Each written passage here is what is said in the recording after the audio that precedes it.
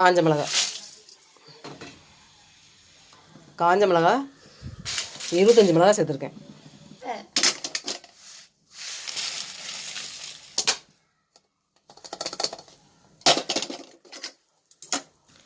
இட்லி பொடி சேர்த்துதான் வெள்ளை உளுந்து வறுத்துருக்கேன். வெள்ளை உளுந்து, கருப்பு எள்ளு எல்லாம் சேர்த்து வறுத்தாச்சு. இந்த மிக்சியில் பொடி பண்ண வேண்டியதான். இந்த உளுந்தில்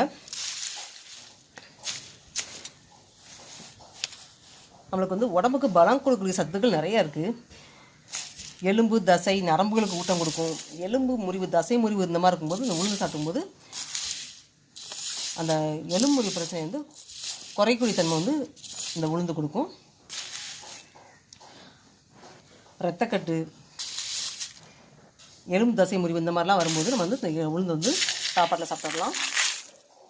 அதே மாதிரி